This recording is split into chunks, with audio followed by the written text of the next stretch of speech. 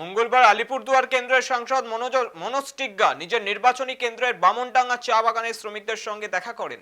এর পাশাপাশি তিনি স্থানীয় বাসিন্দাদের সঙ্গে ডায়না নদীর উপর সেতু নির্মাণের জন্য জায়গা পরিদর্শনে যান।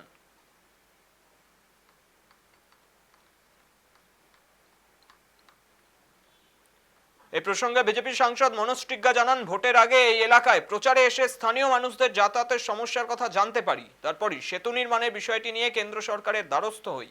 এর আগেও একাধিকবার পারাপারের সমস্যার কথা রাজ্য সরকারকে জানায়, সুরাহা মেলেনি বলে অভিযোগ স্থানীয়দের। তবে এবার কিছুটা আশার আলো দেখছেন বলে মনে করছে বামনডাঙ্গার পরিবারগুলি।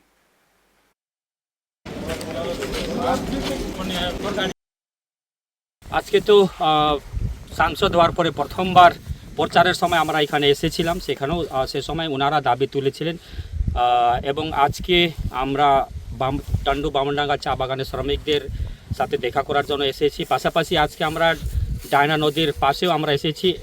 এর উপরে যদি একটা সেতু তৈরি করা হয় তাহলে মানুষের নথুয়া ওইদিকে যাওয়ার জন্য, ধূপগুড়ি যাওয়ার জন্য, যাতায়াতের জন্য সুবিধা হবে এবং ঘুরে যদি যাওয়া যায়, ঘুরপথে যদি যাওয়া যায় তাহলে 65 থেকে 70 কিলোমিটার হয়।